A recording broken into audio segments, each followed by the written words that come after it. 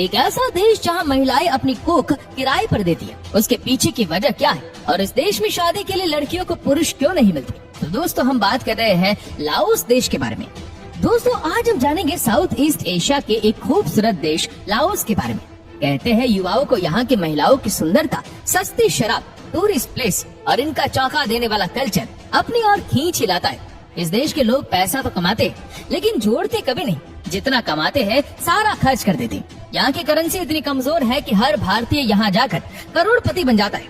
इसे आप नौजवानों का देश भी कह सकते हैं क्योंकि यहाँ के लोगों की एवरेज एज केवल 24 साल है। लाओस में मौसम काफी सुहाना बना रहता है। ना तो यहाँ ज्यादा गर्मी पड़ती है और ना ही सर्दी। तभी पूरे साल भर यहाँ टूरिस्टों की लंबी लाइन लगी रहती है। इस देश में लाओटियन कीप चलता है जो भारत के केवल 0.0049 पैसे के बराबर है। अगर कोई भारतीय 1000 रुपए वहाँ की करेंसी में चेंज करवाता है तो वो 1000 रुपए 2,05,000 कीप बन जाते हैं। इसीलिए तो हर भारतीय लाओस में करोड़पति कहलाता है और यहाँ की महिलाएं इन पर फौरन आकर्षित भी हो जाती है।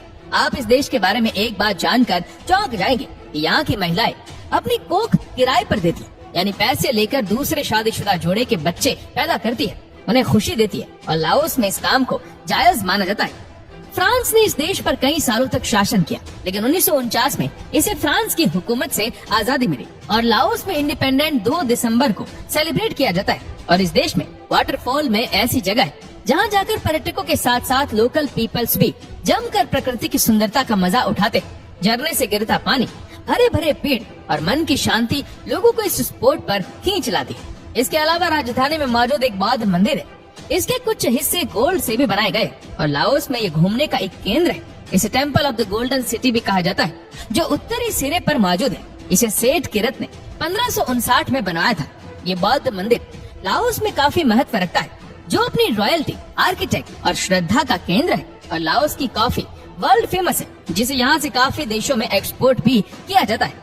यहाँ के घने जंगल नेचुरल पार्क इतने शानदार है कि टूरिस्ट इनमें जंगली जानवरों को अपनी आंखों के सामने देखने का सपना पूरा कर लेते हैं।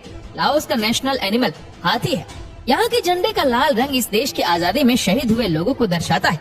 फ्लैग को पहली बार डिजाइन किया गया था साल 1945 में लेकिन इसे स्वतंत्र रूप से 1975 में अपनाया गया।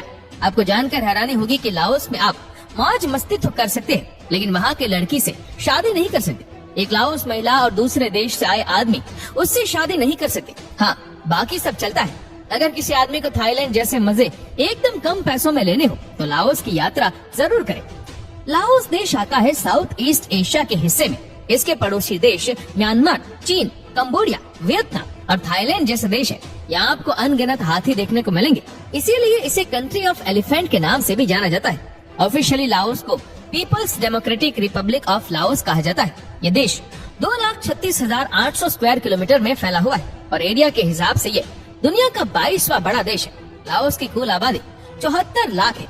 यहाँ के 66% लोग बौद्ध धर्म को मानते हैं जबकि 30% में यहाँ के प्राचीन धर्म आते हैं और 1.5 में ईसाई के साथ साथ बाकी के रिलीजन है। लाओस के 35% लोग शहरों में रहते हैं जबकि 65% आज भी गाँव में रहना पसंद करते हैं। तो दोस्तों आपको लाओस देश के बारे में जानकारी कैसी लगी हमें कमेंट करके जरूर बताएगा।